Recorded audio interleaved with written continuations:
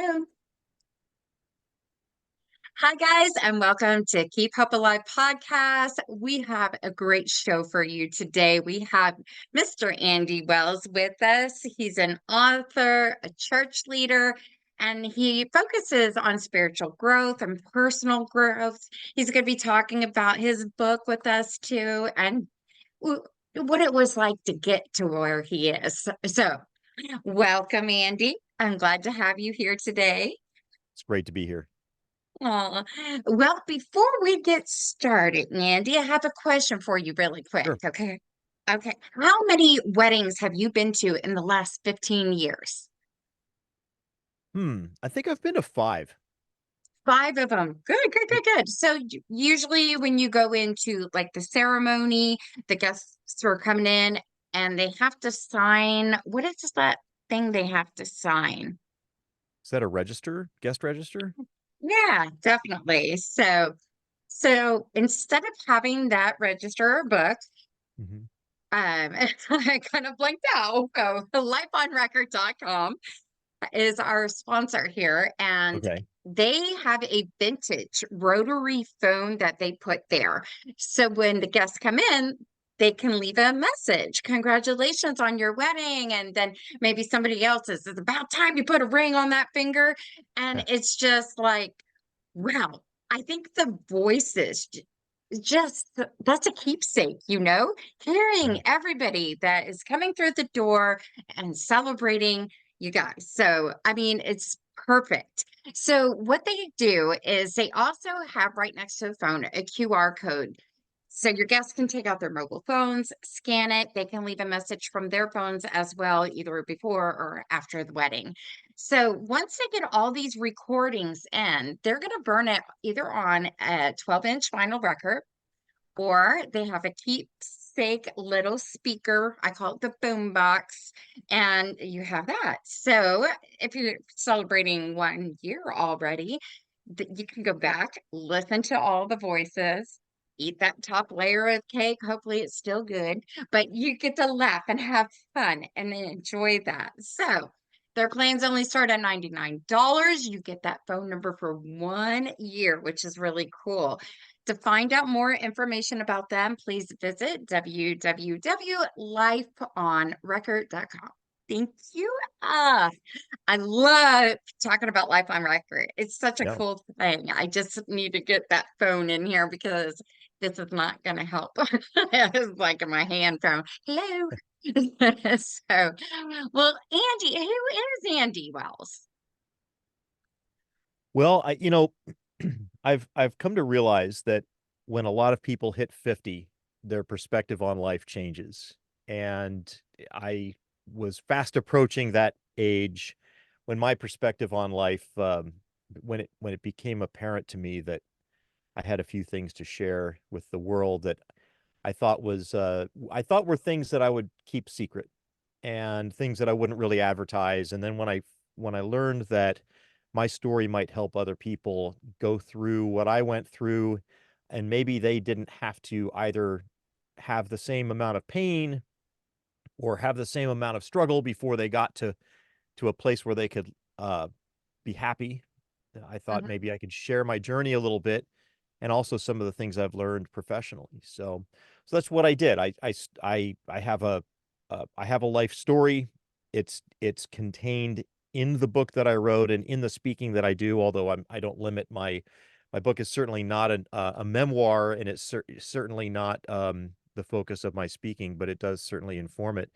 I'm in my early 50s. I'm a gay man. I live in the Bay Area near San Francisco, California.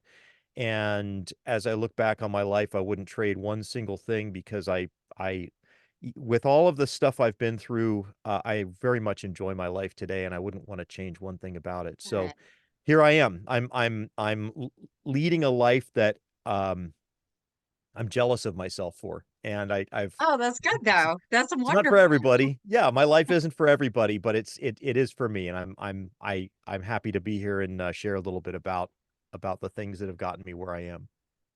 Good, good, good. I'm glad to hear that because we have one life to live in this world. You got to live it the way you want to live it. So that's Yep. how I look at things. So, I'm it, it goes back and forth too. And to come out and talk about this with others, that's great because you know what?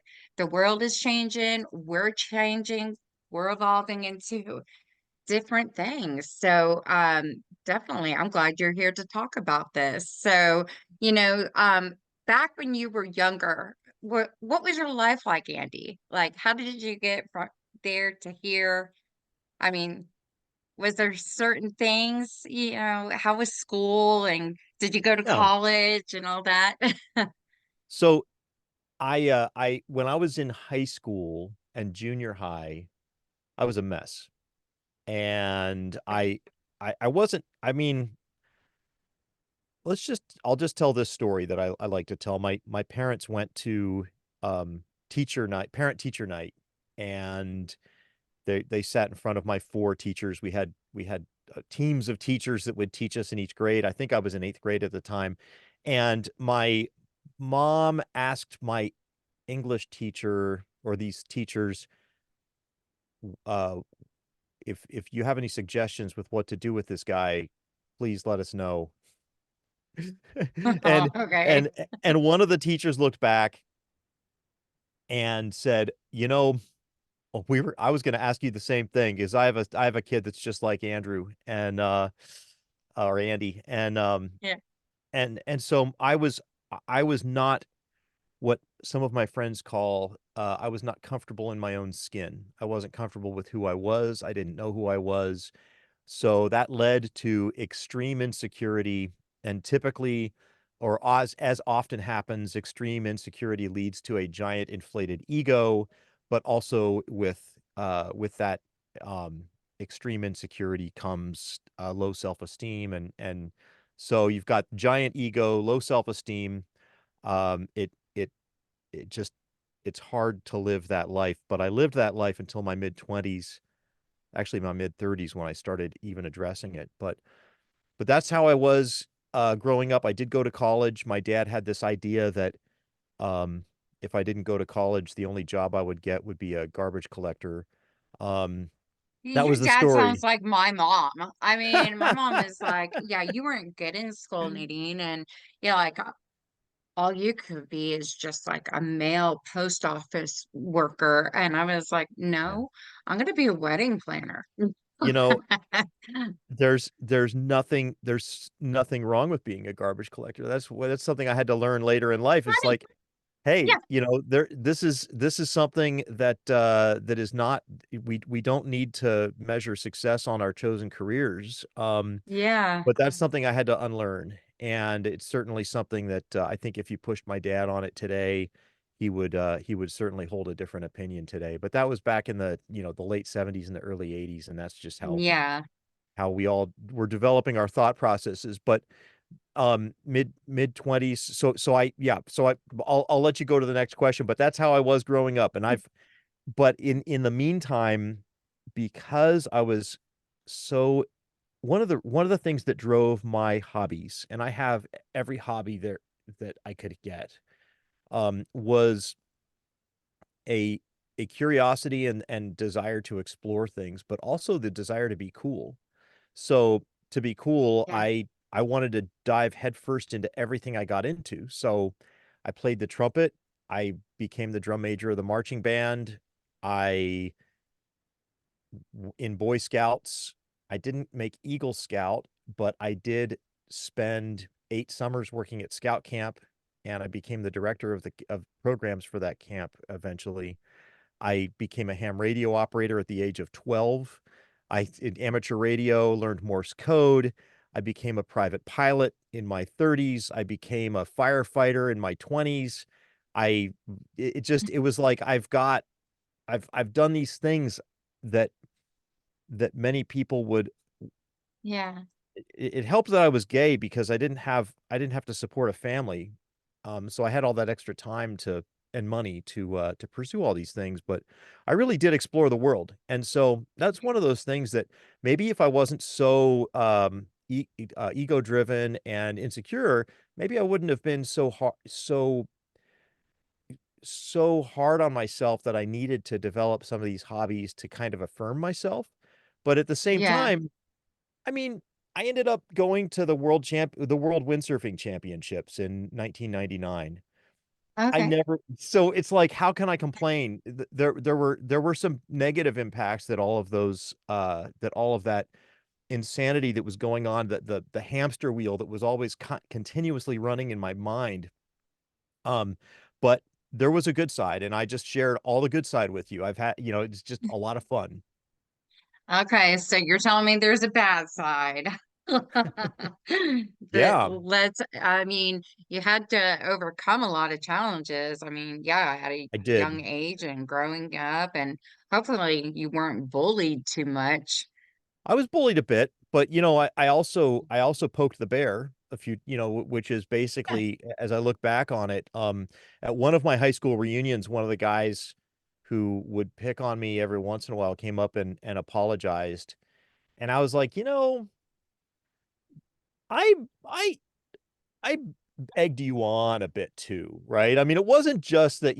For Okay, and I you. get it. Like, I'm glad that he came and did that and told me that. And of course, in high school, who is their best self every day of high school? I've met a few, but not many. But I egged him on a bit too, and so that happened. But let me tell you about my mid-20s. In fact, I'm going Okay. to share with you the 3 worst days of my life, because Oh this is boy. an uplifting podcast, so why not talk about the 3 worst days Yeah, of there's a lot of hope in it. Let's find hope for each thing you say.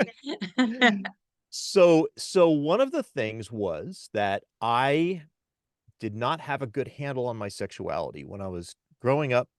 I went to a church that was extremely affirming of LGBTQ people. They were so affirming of gays that they were performing same-sex wedding ceremonies as early as the early 1970s. They and yet, when I was attracted to other boys, probably noticed my first attraction when I was about 8 years old, maybe younger. Okay. I was I didn't really know that that meant anything. And so I didn't put the connection together. Then in my 20s, I remember having a conversation with myself, um, telling myself, for a straight guy, you sure do sleep with a lot of men. And and I bought that. I bought Yeah. that. It's like, yeah, that is kind of weird, isn't it? Yeah, okay. But the first worst day of my life was, I think I was about 25. I had applied for a volunteer position with the sheriff's department. And one of the questions they asked me was, have you slept with any prostitutes, or have you paid for sex? And I had paid for sex at that point in time. So, because I was so, and when I told this to my friends, they're like, well, Andy, you're not a bad looking guy. Why do you have to pay for sex? And I was like, well, because I couldn't admit to myself. I needed it to be anonymous. I Yeah. needed it to be not Andy that was there. I needed them to not know that my name, even know my name. And when I walked away, I needed them to never think of me again, because I was so wrapped up in, I got to look good for everybody. And being gay is not a good look, especially this was 1995. So 1995. Okay. yeah, and leading up to that, right? Being gay at school leading up to that was never a good look. Uh, so I was afraid, I was terrified of anybody finding out, but I didn't want to fail the lie detector test that you have to take when you apply for a badge and a gun. So the sheriffs did what they should have done, which was, look, you're committing infractions and misdemeanors, maybe not in misdemeanors, but at least infractions. And we don't hire people to enforce the law who are constantly breaking the law. So see you later. And and so and it Terrible. was good logic. I mean, I think that's good logic. I don't think it's good logic that prostitution is treated the way it is today, but that's another topic completely, and it's a political view, not my story. But Yeah. my story is, it it destroyed me. And I called a friend who was a homicide detective for another police department, and I said, I'm in trouble, because after 3 days I had no appetite. I couldn't sleep at night. I was walking around in a fog. I thought that my life had no future. I felt that the career in public safety that I was going after would be threatened by the fact that I was bounced out in a background process. And I called this guy, and he met me in his investigator car, his detective Hmm. police car, right out of a movie. You know, the microphone Yeah. hanging from the mirror and everything. It was you know, one of those Kojak lights you put up on top. And so he shared with me about living your life for Jesus. He shared with me about not needing to worry about any decisions that you make, that you can depend on God for even what color of socks to put on in the morning. And that that took me into the next phase of my life. I decided that I wanted this relationship with Jesus. I left my liberal church and joined a very conservative church across the freeway, and Hmm. that set me up for the second worst day of my life. Uh-oh. This was the third worst day of my life that was now solved. The guilt and the fog lifted, and my appetite came back immediately. I felt Yeah. okay. I wasn't happy about not being with the sheriffs, but at least it wasn't the end of the world. But the second worst day of my life was I was in a relation, or I was at this church, and I had a bunch of ministries, and I was going to grad school. I was getting my graduate degree in Christian Apologetics from a very conservative seminary called Talbot, and also located at Biola University in La Mirada, California. Not accepting of the gay folks, not accepting of any kind of sex outside of a committed marriage. The And here I had met somebody in an AOL chat room, and I had been at their house all night. AOL. I can Remember laugh at that? that now. Yeah. Like, AOL, what? Yep. So here I am breaking all the rules. You know, the person was not a woman. I was not married to this person, Yeah. and there we were spending all night, you know, doing things that you might imagine, and some things that you might not imagine. And the and so driving home from that, I was at a new low. I didn't know what to do. And so I called another friend of mine who I knew through the church, and they set me up with a conversion therapist. And I went Okay. to gay conversion therapy, which has many names because nobody wants to be a conversion therapy person. They always want to call it, the people that practice it today want it to be something else. So I just call it sexual orientation change efforts, because any effort to change one's orientation, um, or you know, any work in that area, is falls under that umbrella, and nobody likes to say that they're conversion therapists. So I did Yeah. that for 3 years. It didn't work. um, I'm not alone. There's almost 1 million people in the United States who have been through conversion therapy. Most of them have been, about 2/3 of them have been through compulsory conversion therapy sent by their parents when they were minors. I had the mild kind. Mine was just talk therapy. Some people have been through pain therapy, chemical therapy, electric shock treatment. The electric shock treatment, it's my understanding, was still in practice in the 90s. So you And actually get shocked for Mhm. having a thought or Yeah. something? Yeah, what they'll do is they'll show you a picture of like, if you're a guy, they'll show you a picture of a guy, and then they'll give you an electric shock. So you'll start to associate the um you'll start to associate the image of a naked man with the pain, and so they're thinking that that's going to make you not gay anymore. um No, Apparently. no, it'd make you even more like, I'm sorry. Like, Right. it's when your mom tells you not to do something and then you're gonna do it, right? Like, But when your mom, so if you burn yourself on the stove, you don't want to touch a hot stove. I remember back when I was in my 20s. yeah. I uh um I was drinking peach schnapps one night. I think I was 20 years old. I was drinking peach schnapps at a friend's house, and I had had just enough money to buy this bottle of peach schnapps. So I drank the whole thing. And the next morning I had the worst hangover I think to this day that I've ever had, was the next day after that peach. And guess who hasn't touched another drop of peach schnapps? Now, I'm in recovery, and I if I drink any alcohol, that's it for me. But I will tell you, of all the alcohol I drank from that day forward, not one drop of peach schnapps, because it was like recoiling Um, from a flame. And so yeah, so so I think that was the kind of the idea behind the pain, the aversion. They call it aversion therapy. yeah, Um, the problem, and now with the treatment that I went through, was called reparative therapy. And what that is we look at where, because they see homosexuality as a um as the byproduct of an unloving or unsupportive relationship with one's parents. And so they look to go back and kind of go back through that relationship that you have with one or both of your parents, to try to figure out what went wrong and then to kind of rebuild it. That has led into all sorts of crazy stuff, like there was one author who wrote a book about this, and then was on the speaking circuit for the various organizations that do conversion therapy back in the early 2000s. And he was kind of outed on national television on the Daily Show with Jon Stewart. Remember when Jon Stewart was on the Daily Show?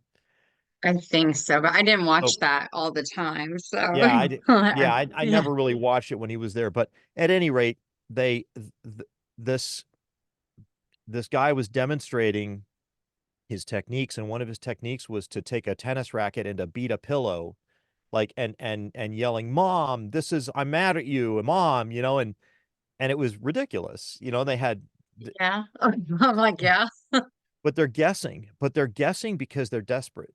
Like I was desperate. I was desperate because the one thing that was giving me hope in life was at risk. My relationship with God was giving me hope in life. But God doesn't like the gays. And I was becoming increasingly aware of the fact that I was one of the gays. But God doesn't like the gays. And the consequences of God not liking me, or liking you, or anybody, is that hmm, you get sentenced to eternal damnation and punishment. And your life's purpose goes out the window. And the community that you're in goes out the window. And all the things that you've built around all of those things that I just mentioned are out the window. And you can do that with one comment at the wrong place to the wrong person at the wrong time, just saying, yeah, I'm attracted to guys instead of girls, and it's all gone. So it's scary. It's scary, it's yeah, depressing, it's hard, and so I was willing to do. I knew that two of the founders of this organization called Exodus International, which came to become the largest Christian ex-gay organization, they called it, championing and organizing this conversion therapy or sexual orientation change efforts. Those two guys got together back in the late 70s, and they ran off with each other and quit.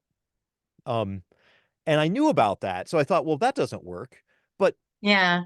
thinking that it doesn't work, but what else was there? It's like, God doesn't like the gays. I'm gay. What do I do? So I tried it anyway. And of course, it didn't work. Um, since then, incidentally, I wrote my book called Tried to Be Straight: Options for Gay Christians. And after writing that book, I was speaking on a panel for a film festival. There's a film that's coming out soon called Unfixed. And I sat next to one of those two guys that left Exodus International after founding it back in the Yeah, 70s. Yeah, this one guy's named Michael Buzzy, and I sat next to him on this panel. So I've gotten to meet the meet the people that is that so cool. yeah, it's really cool. But anyway, uh and what Michael described made me cry. That Hmm. upset me a little bit because I don't like to cry. I don't like to cry on stage. And here I was on stage in front of like a couple hundred people.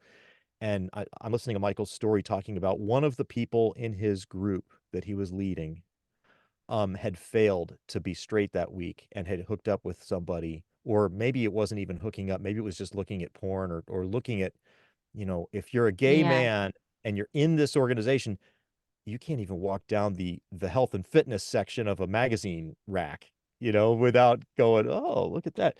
So, Oh, right. And so, that's funny. Yeah.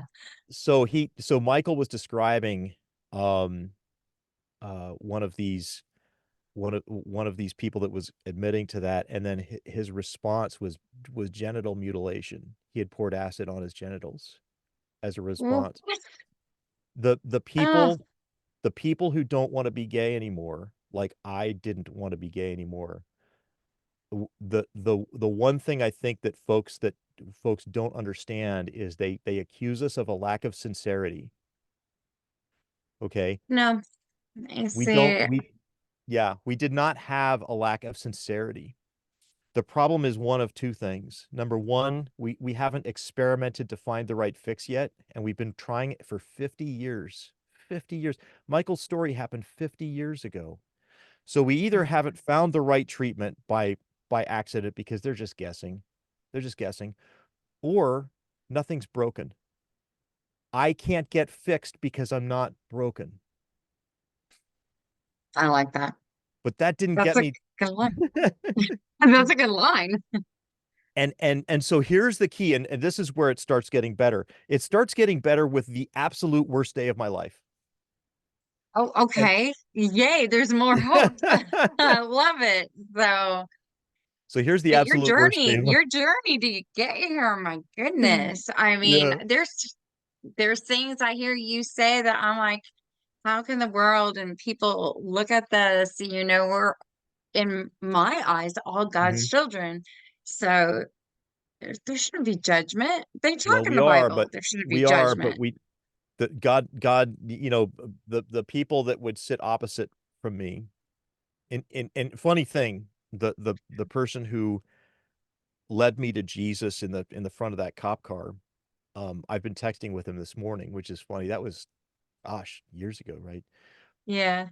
Close to 30 years ago. But he was texting me this morning, but he's convinced. He has expressed to me that he's convinced I'm going to hell because you might No. be, well, you might be one of God's children, but you got to do your chores Mhm. and you got to behave.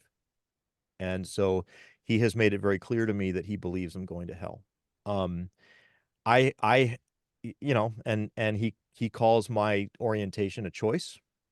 Um, and that's the message that goes out to people who I write to. I write to the people who are struggling with being whatever it is, LGBTQ plus. Yeah. I write to those people who are listening to those messages, and that's the only message they've heard all their lives is just don't be gay. Look, you can be anything almost, just not Yeah. gay. Don't be LGBTQ because if you are, you're not getting into heaven. God doesn't love you, and all the other things that I already talked about are going to happen. And so that's that message is still out there. Conversion therapy has been banned. Excuse me. Conversion therapy has been banned on minors in I think 22 states at this point. However, there are always exceptions for religious. And so Hmm. so there are people out there practicing conversion therapy on minors. They don't call it that. They call it something else.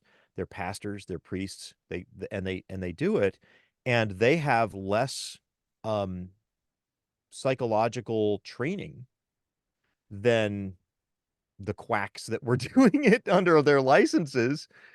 I asked Wow. this one guy named McCrae Game was in the news back in about 2019. He had founded an organization and ran it for 26 years. And it was Hmm. one of the larger ones in the South. And he ran it out of South Carolina. And we got together for dinner one night and he said, so you had some questions for me. And I said, I just have one question for you, McCrae. What was your training? Because I look at your resume, I've looked at your LinkedIn and all this, and Yeah. all I see after high school, all I see is that you took 2 community college courses in landscaping. And so is that it? And he said, yeah, we were self-taught. So people are taking their teenagers, by and large. The kids are coming out around 12 these days. As far as sexual orientation goes, as far as gender identity, that's coming a lot earlier. But the people that I'm meeting are typically coming out around 12. So you get a teenager, your parents are taking their teenagers to people who have 2 community college courses in landscaping besides their high school diploma, and that's who they're trusting their kids' emotional health with. Tell me that's not desperate. These people are Yeah. desperate. they don't have any reasonable options, so they have to go out of desperation. And if you're one of those people listening that feels that desperation, let me just say this. That is not an action that comes from faith. An action that comes from faith is acknowledging the strength and the love and the beauty of a God who is so far beyond your understanding that this God has indicated that they will not leave you hung out to dry. So Yeah. I would challenge those folks to adopt a God that is bigger than your understanding. Adopt an understanding of a God that would never throw you to the wolves with an unsolvable issue. You don't have to trust your teenage kids with a quack. So that's that's my plug for for good parenting. I'm That's, not a parent, but that's my plug yeah, for good parenting yeah. today. That's really good advice, though. My background, I'm a photographer, and, Hmm. I've been hired for 3 weddings now, same sex. And I love those weddings. Mhm. I mean, it's just the connection is so good. Y'all know how to party. I'm not gonna say that. Yeah. So, but I think with, even if it is a guy girl getting married, yeah, you see love. I hear stories in the industry, but I look at it, sometimes they'll come to me, will you work with same sex? Yes, because everybody should be treated equal. Hmm. And happy is happy and love is love. One life to live, enjoy it. Yeah. There's even so many different theories. Like, yes, I go to church. I go to heaven. Yeah. But I have some podcast guests that go, oh, maybe there's a second world we're going to. So I just, I still, I'm going to believe what I believe and then just go from that. And I've seen stuff having epilepsy. I've jumped outside of my Mm. body.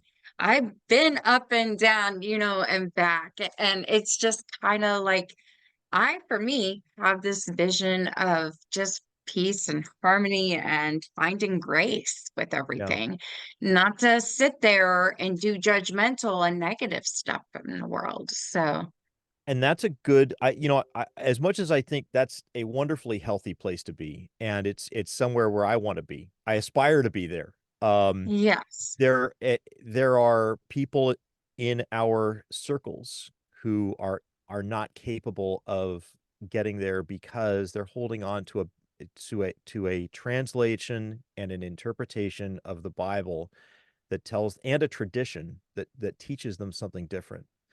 And they're not capable of adopting this other way of approaching life. And so to those people, what I would suggest is this. And first of all, to the people that are surrounded by those folks, I'd like to encourage you to exercise some understanding because there are people um who are sincere and they're following what they've been taught. And I've had to unlearn and relearn so many things just to get to where I am today. And they're not things I'm proud that I had to unlearn. I had to unlearn my racism, and yet I'm still continuing to unlearn my racism. I I and it's just one of those things where I just have to accept it so that I can move forward. Think about all the things we have to unlearn, and so here are people that are on that similar journey. Um, if you are one of those people that is in a faith tradition that teaches that, that this is that it's wrong to be gay, let me just tell you that they've been trying to find the power of God for 50 years to solve and address the problem, and it just keeps failing over and over again. I call it the 3 Fs. They get the grade they get is three Yeah. Fs: failure, fraud, and fornication. Those are the results of religious organizations trying to use the power of God to make people not LGBTQ anymore. So it's not working. Just like um, back in I think it was the 1600s, it was Copernicus and Galileo who looked out and said, "Hey, we're not in the center of the universe, guys." But but there were over 100 Bible passages that referred to the earth as being unmoved with the sun going around the earth. So Yeah. the church said the Bible's clear. The sun goes around the earth. The Bible's clear. And yet Galileo was convicted as a heretic. It wasn't until about 1990 that the church changed its stance on Galileo and forgave him, even though science was clear. The earth is not in the center of the universe. Oh, we were interpreting it wrong. The Bible wasn't wrong. We still say that the sun rises and sets. We Yeah. still say that, right? So Yeah. it's not that the Bible was wrong, it's that our interpretation was wrong. So we've got an interpretation that isn't panning out in reality. It's until the 1800s. The biblical position on slavery was that slavery is okay and it's taught and affirmed by scripture. And we did an about face because somebody came along and said, guys, it doesn't matter what the Bible says. This is not how we ought to be treating a human being. And Yeah, so it definitely. and that was not a popular biblical view. I So, know. but today you're going to find very few. There are some people that say the Bible teaches slavery is okay, but you won't find many of them. So it's an invitation to look differently at something that's not working, and it's an invitation that we can be. If you are one of the people that believe that, it's an invitation to humility, and humility is absolutely a biblical value that we can draw from. But I do want before we're done, I do want to tell you about the worst day of my life. Oh my gosh. Oh, I thought that was it. No, I haven't. We haven't gotten a worst day of my life. The worst day of my life was a morning I woke up. It was October 14th of 2006. And I woke up and I looked at this half empty bottle of vodka and I poured it into the sink. And as I was pouring it into the sink, Hmm. I wanted nothing more than to never, ever, ever have to have another sip of vodka ever again. And then the next thought was, but I knew the time was coming, that no matter how resolute I was that day, the time would come that I was going to be getting another bottle of vodka. And this was just a waste of time and a waste of vodka. And since that date, I have not had another sip of vodka. Um, but the feeling I felt that day, I never, ever, ever want to feel again. And Yeah. what happened to me was I joined a group that basically I was surrounded by people that had been there and had done that.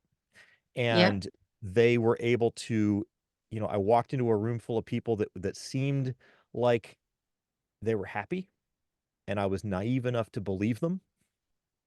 They told me what to do, and I was naive enough to do it and trusting enough to do it. And at one point during that time, um, m- uh, I was given the instruction that first off, you get to this point where you've got to read all your faults and all the things. And so one of the things you do is you read down all the things you've done sexually. And I did that, and I was scared to death, and I was sure my sponsor wouldn't would tell me that he would not want to talk to me after hearing that list. And I I remember sharing that later, and he got visibly upset. He said, "I effing love you, Andy." Um, Yeah. You're coming out and telling the truth. That's awesome. but he told me, if you don't figure out how to accept yourself, you're going to be out there again. And the thought, the threat of going back out there again, was enough to make me do something I didn't want to do. And I, you know, um, and so I started figuring out how to accept myself as a gay man. Um, and I figured I would take my religion and figure that part out later. That staying alive was more important than my religion at the time. I hear you. And then it about 6 years into it, I realized that the real problem, my drinking was a symptom. And the real problem was I just hated myself. I didn't like the guy who was looking back at me in the mirror. Um, and as a result of that, I didn't like the people who liked me because they were either naive, stupid, or conned. Um, because I Hmm. didn't like me. And if I don't like me, I know me, right? So Yeah. so I learned how to like myself. I started learning how to like myself. And then I started Are you learning how still friends with them? You better still be friends with them. with who? Those people you just said. Yeah, of course, of course. But this is the problem with somebody with low self-esteem is that you Yeah. have a hard time accepting love. And so one of the byproducts of a healthy love of oneself is the ability to receive love. Hmm. One of the symptoms of somebody that doesn't love themselves is the inability to receive love. So today I can receive love. I can receive love because I love myself. And Good. I've learned how to do that. And it's been a process. And I talk about that in my book. If you're even if you're not LGBTQ, I go through a process if you're kind of into that whole Bible thing, and the whole Jesus thing, I go through a process of spiritual growth and community and growth in community and Mhm. growth personally and growth in service that I think is helpful for anybody that's informed partially by my experience, but mostly from stuff I've learned from Scripture because I now have a master's degree in Christian apologetics and Christian theology. So I Good. use that. But today I'm able to reach people who are. I mean, I was just texting back and forth all week this week with somebody who's coming from the perspective of a Southern Baptist and trying to figure out what to do with the whole gay thing in his life and I'm able to reach those people because I speak their That's good. language. I speak their language and I've walked that Yes. road. And Yes. so that's where it's at. I think um we each have a unique story and because we each have a unique story, we have a unique way that we can help somebody else with our Yeah. stories and with our service and with just the way we approach the world. And that's really my message to everybody today is because of the contributions I'm capable of making and the relationships I'm able to have today, I can I can approach and show up in life in a unique way. I wouldn't trade any of it. And I'm hoping that if you're not at a place where you can say the same thing, that you do what you need to do to be able to get there because it's really wonderful to live without regret. That's beautiful. I love that, Andy. Thank you. Wow. And your book, it's on Amazon, you said? It's on You can get it on Amazon if you're not a fan of what's his face. You can also get it on Barnes and Noble and Walmart and any of the websites that sell books. Not too many brick and mortar stores sell my book because people just aren't flocking to try to be a gay Christian. But it's it's in a few, but not a ton. But if you go online, you can find it pretty easily. And my website Well, is also definitely. yeah, Yeah. triedtobestraight.com. Yeah, is my website. You can find me there. Oh, that's awesome. Okay. And I know with my website here, I'll be adding that book Sure. there too. So Great. through Amazon link or something. I So, but appreciate yeah. that. Wow, you've been through so much. And, I just, you can sit there in my outlook, be in a church and just judge people. But what life is that living for you guys? You, you be open to everybody. And, I just think, in this world, we got people that are just focused on the negatives a Yeah. little bit more. And then you got people who are focused on the positives, or they do both and combine, and they just don't know. So, all I can say is I'm going to pray for them because, life is life. This is it. So, One but one of the definitely thank you to what? one of the things that my some of my friends and mentors have taught me is that um if you want to pray for somebody, especially somebody that you're not fond of, that you pray for them to get the same things that you've got. And so it's not like the upright lifestyle. No, I pray for people to be secure in their relationships, to experience love abundantly, Oh, to have an absence of the fear of financial insecurity, for them for them to be successful in the areas where it really matters, for them to be blessed in those areas, rather than I hope they come around to my way of living, or I hope around to my way of thinking. I pray for them to get the stuff that I really like in life, and that helps me not be as much of a weenie. yeah. Well, that's beautiful. Like, that's good. Karma is not fun for anybody. So, but you're taking the opposite, taking the high road, and I've learned over the past 2, 3 years, I got to advocate for myself and speak up when things are not right because I don't want to live in a world where, people are going to be mean to other people and, just witnessing that.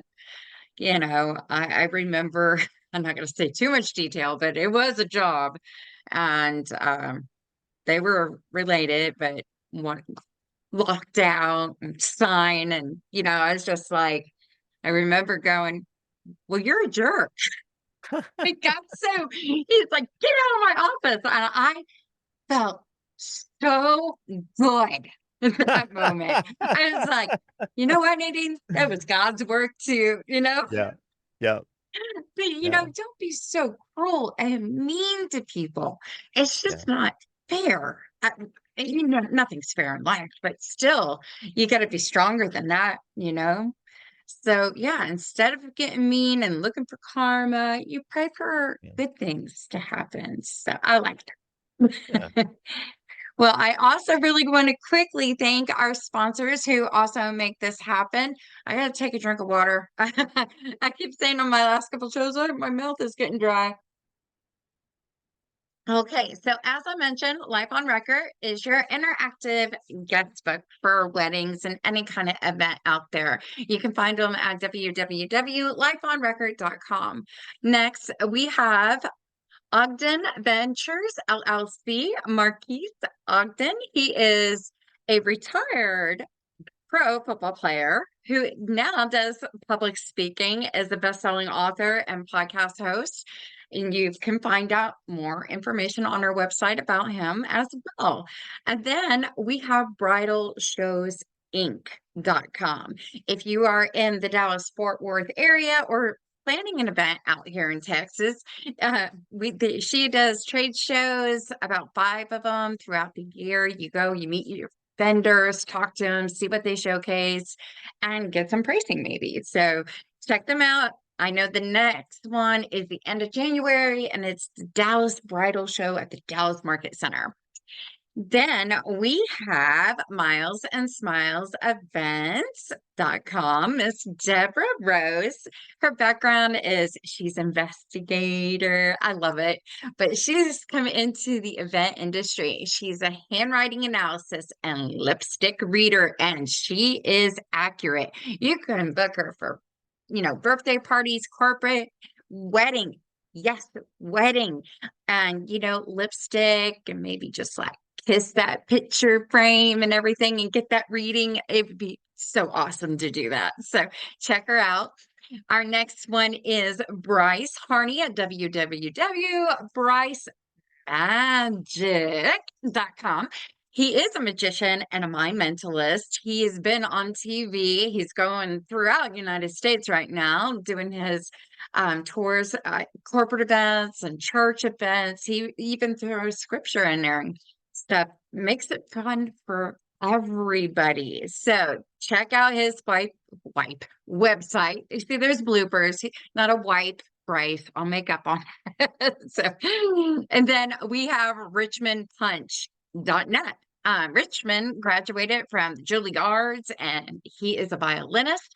He's been to Dallas, Atlanta. Now he's coming back to Dallas. I'm very happy about that.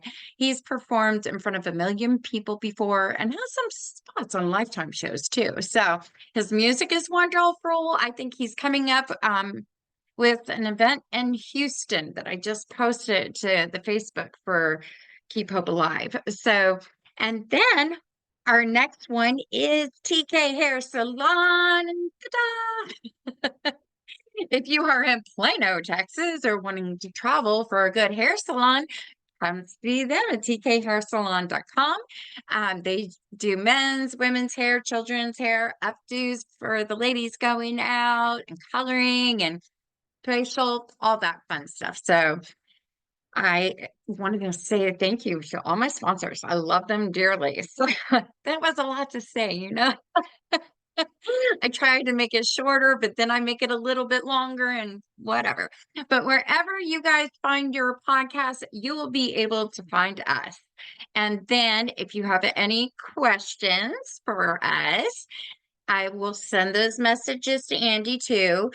We have a phone number, 833-780-HOPE, which is 4673. So you can ask away and we'll come back and do a quick mini session and answer as many questions as we can. So, but other than that, Andy, it was so nice meeting you and This talking was to you. fun. Yes, Yeah. I enjoyed it very much. So, all right, guys, until our next show, mwah, love and light.